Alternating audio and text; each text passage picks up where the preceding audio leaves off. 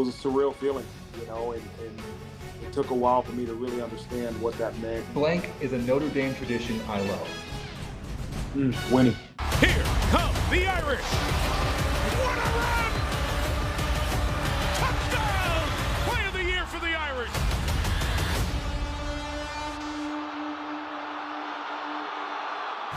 Welcome to the Indy on NBC podcast. I'm your host, Corey Robinson. I am very excited to bring you on this adventure because I know we say this every single year as Notre Dame fans. I went to school at Notre Dame. I played there. This could be the year for a national championship. And I know what you're thinking. Is it really? You start off with the number 2 Ohio State team that it looks like it's their year for a national championship too. First season with Marcus Freeman as the head coach running the helm. But I honestly think that this could be the one since 1988. This could be the first one where we have a real shot at it. And let me tell you why. Just before we get in there, why am I qualified to tell you? I don't really know. I played football at Notre Dame, and I was able to I played wide receiver there. I coached there my senior year. I retired due to concussions, and I was able to be a student assistant. Then this past season, I was a studio analyst for the broadcast, got to do work on Pro Day and Spring Game. So I have a little bit of an insight as far as, what makes Notre Dame tick. And I would love to bring that insight to all of you. So first and foremost, what happened last year? It's a great question. Let me take you back. Notre Dame finished 8th in the AP poll with a record of 11-2. Your attention should go straight to those 2 losses. What exactly happened? Well, one of those losses essentially ended Notre Dame's chances for college football playoff hopes, and that was a loss against Cincinnati, which was absolutely heartbreaking if you were a Notre Dame fan. The second thing I want to draw your attention to is the bowl game. Now, we can talk about the key wins that were throughout the season. Ones that come to mind is Wisconsin at Soldier Field, where the defense really stepped up in a big way.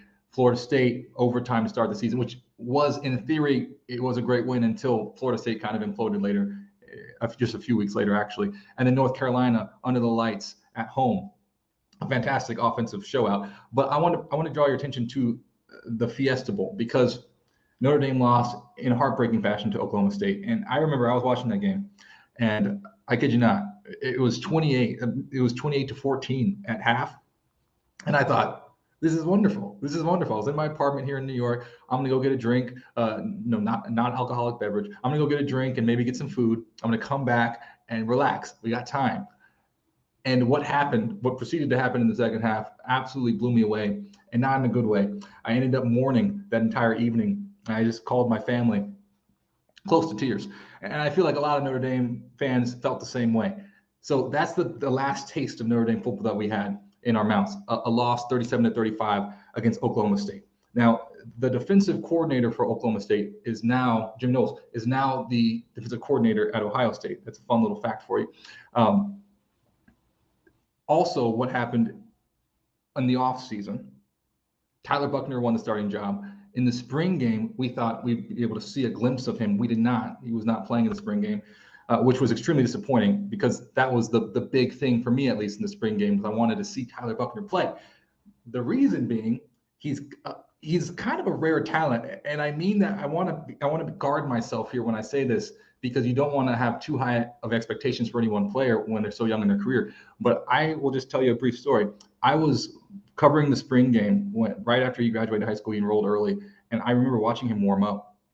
I couldn't take my eyes off the kid. I just couldn't take my eyes off this young man. He hadn't played football in like a year.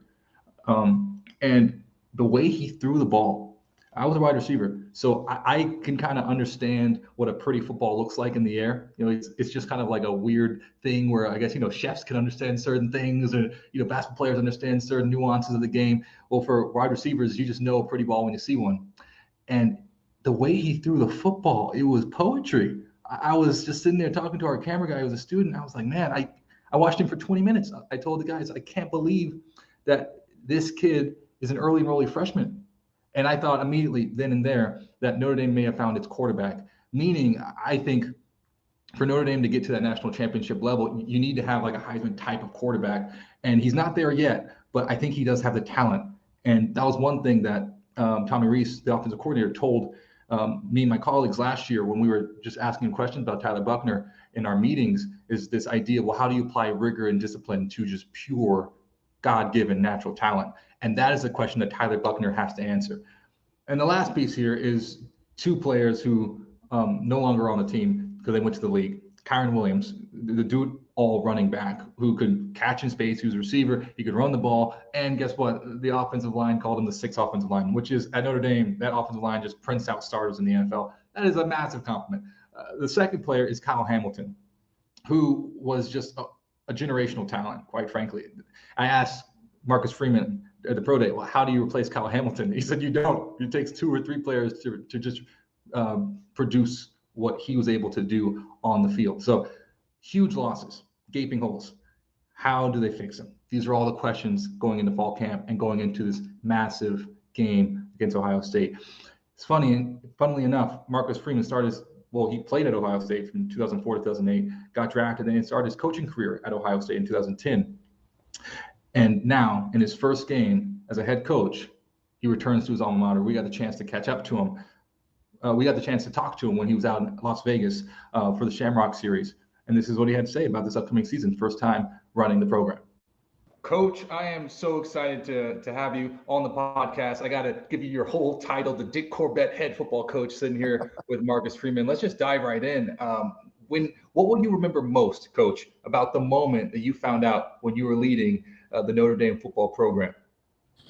Well, I think it starts with the phone call from Jack Swarbrick, our athletic director, and him letting me know that he had made a decision. And it was a surreal feeling, and it took a while for me to really understand what that meant. And then the chance to just go be around our players. And I think a lot of people have seen the viral video that me coming into the locker room, but all I wanted to do was be around those guys. I wanted to hug them. I wanted to embrace them because they're a huge reason why I was in that position. And so that's what it's all about, man. It's about those players and about achieving success together.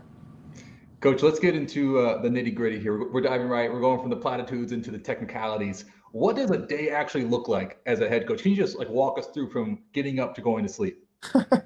Well, today I got up about 5 o'clock and got a quick workout in and spent some time with our players and got on a plane and flew out to Las Vegas. And I actually lost a couple of dollars at the, I was waiting until 2 o'clock to have this meeting and lost a couple of dollars with Golick.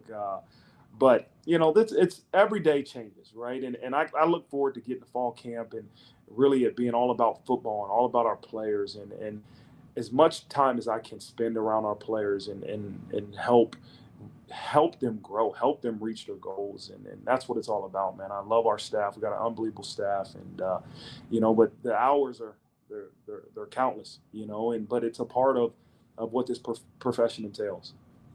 We saw the spring game this summer, though. It's interesting. Your first summer with this team as their head coach. What exactly is a successful summer to you? What would that look like?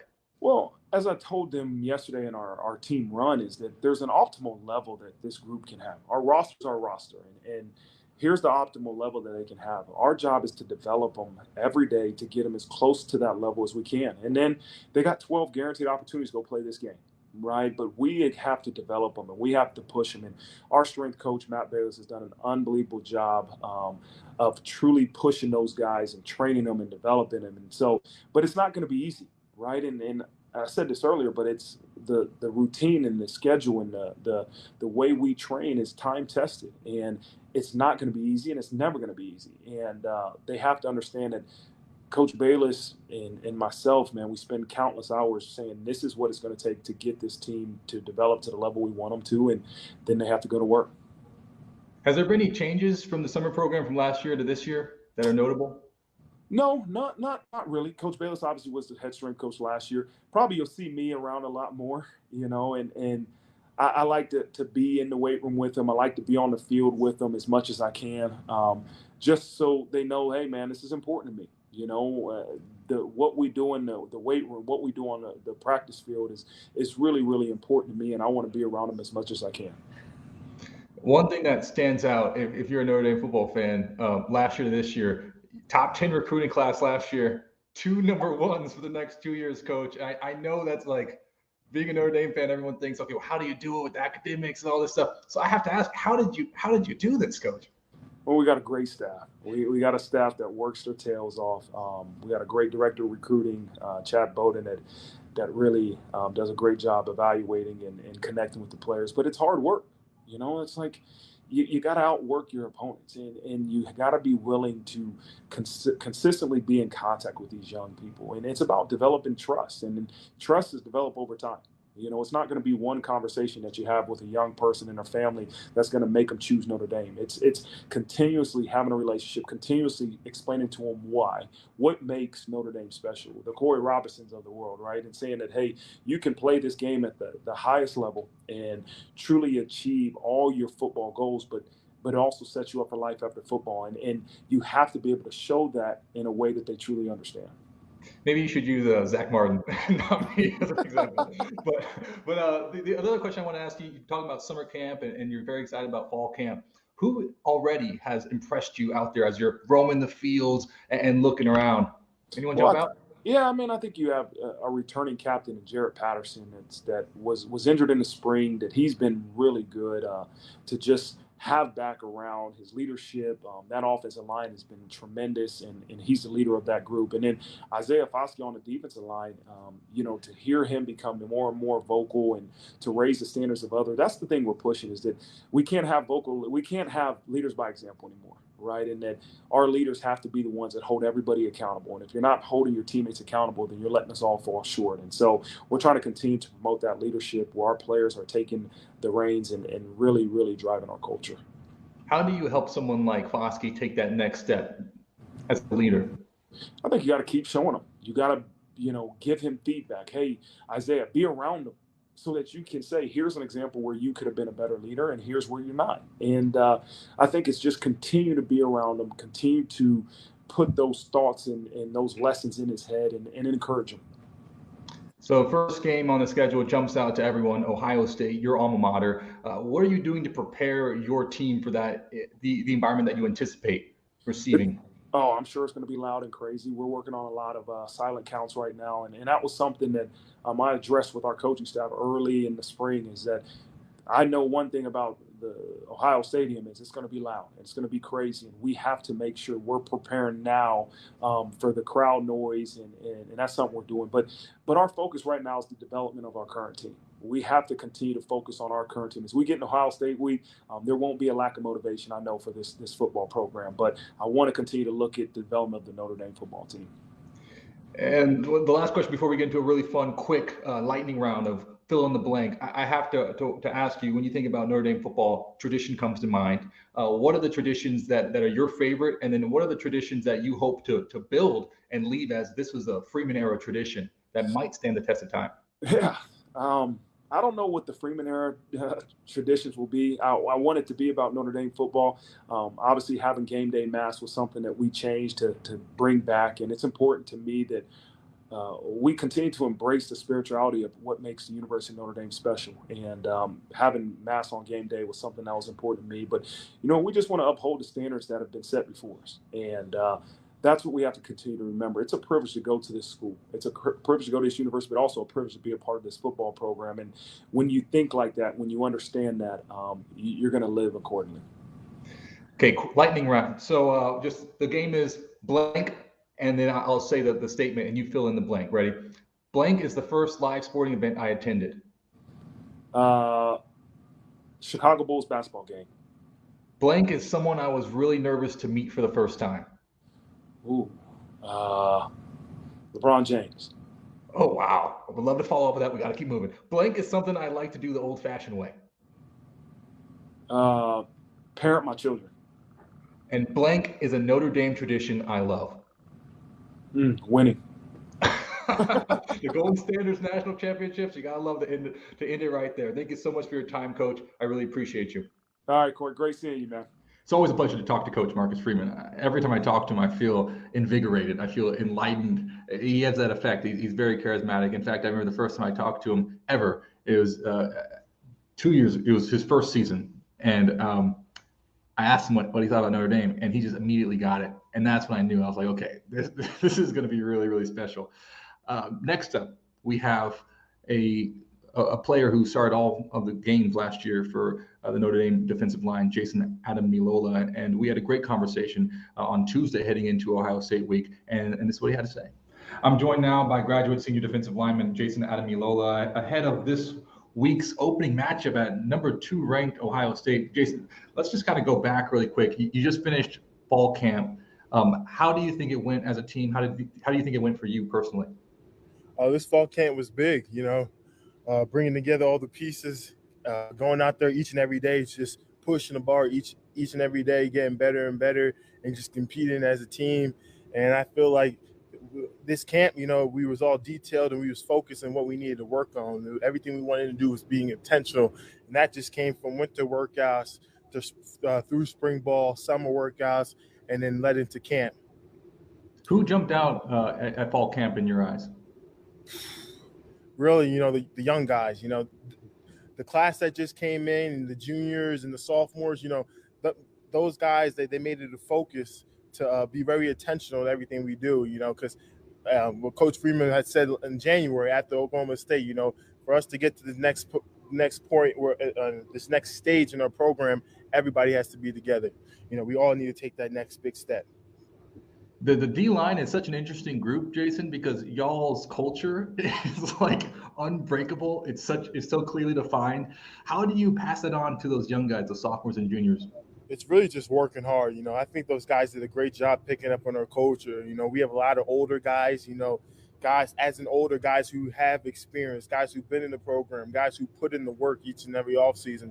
So, these young guys, the expectation is high for them because they didn't seen the hard work, and they're working just as hard as us. So that's how we just keep on pushing up on the culture.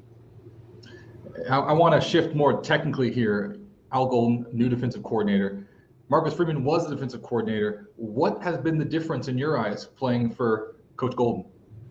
Coach Golden's been great ever since he came here. It's really, I thought, as a defensive lineman, we knew a lot of football, but man, he taught us a whole new ballpark, and we all been blessed to have him here. And I feel like, for us to be a smarter unit, bringing in Coach Golden, he preaches a problem solving. He preaches understanding and knowing why we're doing what we're doing. So it's been a blessing to learn everything and picking and choosing from Coach Golden's head. What has he taught you specifically?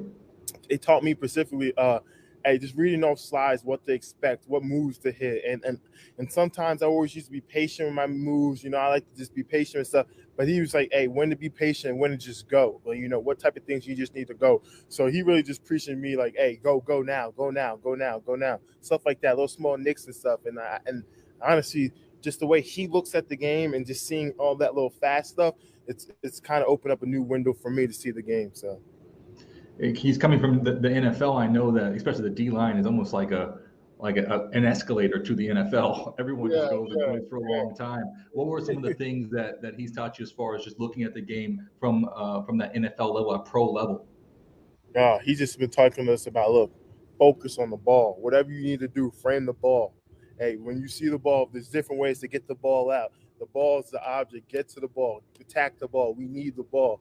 And really just narrowing our focus on just that, the details of helping the offense out, how we could slow down the game and with different techniques we could use to master ways to get the ball for our offense. So you're playing quite the offense this weekend at Ohio State. You have, in theory, 3 Heisman Trophy candidates on the other side, led by C.J. Stroud. What is the priorities for you if you could rank them? How do you stop this Ohio State offense?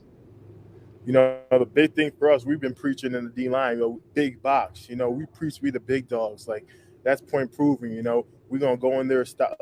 Our game plan is just be physical, tough football players, go in there, stop the run. We just want to, whatever it is big on big. But you know what?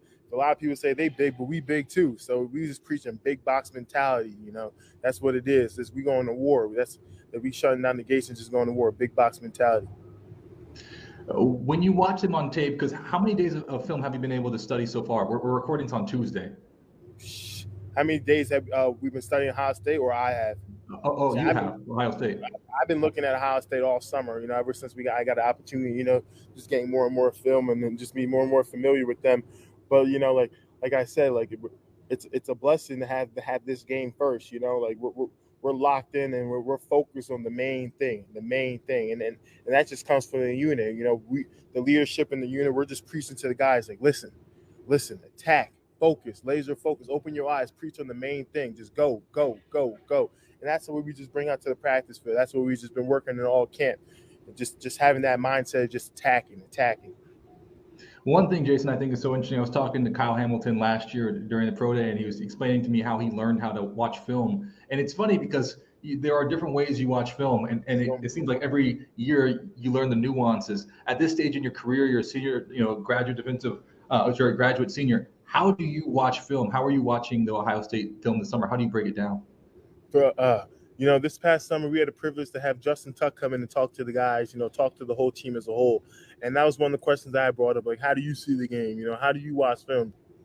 And he just really broke it down, like, different tips. And I could say, like, this past summer, I just been watching film and, like, really, like, slowing down the set. What type of guy is this guy? Does he like to punch with his two hands or one hand? If he like to capture my outside shoulder or inside punch shoulder? Just, like, really breaking down the little small nicks. And, like, so, like, as a defense line perspective, a defense lineman, you can really just look at film like, hey, if he wants to capture my inside shoulder, then I need to have high hands to make sure I get my inside hand off his outside hand to clear space for me. So, like, little small nicks that just make me a faster player.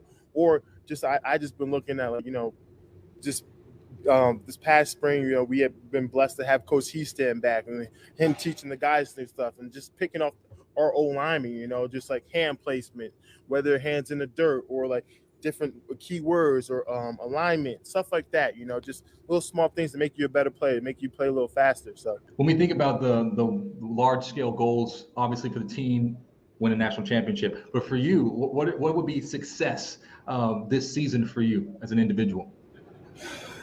As an individual, like each year you set these goals for yourself and for your team, and I feel like this year is kind of different because all the goals, like you said, everybody's goals are all aligning together. For me to get to my personal goal, I got to make sure this team's straight. That's the mindset with everybody. For us to achieve our personal goals, it doesn't work until we all are bought in. We all buy into it, what we really need to accomplish. Because once we accomplish that, everything is going to take care for itself. And that's just the mindset I bring out to this field. And with me even having a twin brother here, we both are focused on our goals. We preach it every morning and night, and that's just something that we just talk on. And I feel like we conquer that mindset of just attacking, worrying about the now, what we need to focus on right now. And then come Saturday, come down the road, and in the next few months, everything's going to take care of itself. So I'm not even worried about my own personal stuff. But like I said, like my personal goals are skyrocket high for this season, and I'll die to achieve them. I know with the hard work that we're all putting in, like everything's going to pay off. Like DBs are helping the D linemen, the linebackers are helping the D linemen, and it's like everybody's just working together for that one common goal. You have such a special relationship with your brother. You guys live together, correct? Yes, sir. So can you explain this last semester, right? This last time, what do you want to get out of this final few months on campus with your twin brother, Justin? I just want everything that we had in store, all our dreams that we had since a young age. I just want to unleash that this year, both of us. Because we have the privilege and opportunity to play our last season together. Who knows what's going to happen in the next year? But not even that. We have a privilege to attend this university for the next 4 months, and that's all that we have. So we're really blessed. Every day we wake up, we see the Golden Dome. We go to class, then we come to practice, we're with the guys, like I'm really soaking everything in. But then it's like an extra motivation as I step on the field because, hey, like I every time I put that jersey on, that helmet on, I know like it's clicking. It's one day shorter. And that's extra motivation for myself, for my brothers, and also the guys in the D-line room. They feel the same way, like we put that helmet on, we know that, look, we got to go to work because the time's ticking, and that's it. So this is the ND on NBC process. I know we're talking a lot about football, but I got to ask about class. What class are you most excited about taking this fall? So I'm very excited for. I took a sports leadership and management class, kind of like the management role along. It ties in with like leadership. But then I feel like the reason why I'm super excited for that class, because it's a lot like personal goals, like how I carry myself as an individual, like how I want, where do I see myself in the next 5 to 10 years. So it really aligns to like what I want to, just kind of like figuring out what I want to do in the future. So like I'm really super interested and like excited about that class. I actually have it tomorrow at 9:30 in the morning. So excited for that. I probably got some readings to do tonight, but yeah. Student athlete, never since the word. Mr. Ademilola, thank you so much for joining us. Best of luck this weekend against Ohio State. Thank you. Jason, thank you for your time. But let's focus here on big picture. What are we looking at for the 2022 schedule? There are some big games. Clemson comes to mind. That's going to be a big game. But none are bigger than this for opening week, because this game in the opening week has college football playoff implications. It has national championship implications. They throw around that term game of the century an awful lot, which I think is kind of funny. Like, how can you have multiple games of the century? Seems like every couple of years you have a game of the century. But this could actually be a game to be remembered, one of those instant classics. Just to put this into perspective, these two storied programs just don't meet very often. You're talking ships in the night. In the history of college football, they've only met, this is the 7th time, which is shocking, because you look at the pedigree here. Ohio State, number 1 all time in winning percentage. Notre Dame's 3rd. Ohio State is in a tie for 2nd all time wins. Notre Dame is 4th. Both tie 1st all time with Heisman Trophy winners. Each has 7. The stakes historically, tradition-wise, fan base-wise, massive. It's the 100th year of Ohio Stadium. Wow. And then you add in this fact that Ohio State and Notre Dame haven't met in the regular season in 26 years. You have to go back to the 90s, to 1996. And to even go crazier, right? So if you go 95, 96, before that, it was 1936, it was 1935. So this is a massive, massive, massive moment just in college football history. Now we zoom in. Why does this specific matchup matter? Well, it matters because of a young man named C.J. Stroud, who finished 4th in the Heisman Trophy voting last year. He's a Heisman Trophy finalist. You look at his stats, I mean, it's like video game numbers, and that is one of the highest compliments you can give to a football player. Just look at the bowl game, the Rose Bowl. They won against Utah in what was a shootout, 48-45. He threw for almost 600 yards. He threw for almost 600 yards, 573 yards, 6 touchdowns, 1 interception, with an 80% completion rate. That just, I dare you to get those numbers on Madden. I dare you to get those numbers. It's impossible. Then you add in Travion Henderson, who's 1,000+ yard back. I mean, he averages just under 7 yards per carry as a running back. It's 15 touchdowns. And we're not even getting in to his receivers, Jackson Smith and Jigba, who last season proved that he might be the best receiver in college football. In a single game, in that bowl game against Utah. So all this to say that Notre Dame's defense has a lot on their hands to handle. Now on the other side, Notre Dame has, I think, incredible offensive weapons. Obviously, Michael Mayer, who's the best tight end in college football. Tyler Buckner, you know my thoughts on him. I think he could be very special. The question with him is decision-making and that maturity. But the receiving core, everyone always talks about the receiving core. Is it an issue for Notre Dame, or could it be a strength? I believe it's going to be a strength because of Lorenzo Styles and Deion Colzie. I think Lorenzo Styles, I talked to him last year in one of our pregame meetings, and I'm telling you, I've never met someone who's that focused, that young, and that talented. I think he's going to have a massive breakout year. And I think Deion Colzie, on the other hand, is just as far as being a big receiver, possession receiver who is reliable. That was the word that the offensive staff used on with Deion, is he's reliable. You can't go wrong with that. Mayer, Styles, Colzie, I think is going to be the offensive combination. But can they outshoot the Buckeyes? That's the question. You'll have to find out on Saturday, September 3rd, 7:30 p.m. Eastern. I'll be there, so keep an eye out. I'll be doing some stuff for social, for digital, so I'll let you know what that atmosphere is like, how raucous and rowdy it really is. But we'll be back next week with reactions to that game, and we're going to preview the home preview, the first home game of the season, the Marcus Freeman era against Marshall. So be sure to download and subscribe to the Notre Dame on NBC podcast on the NBC Sports YouTube channel and wherever you get your audio podcast. Go Irish.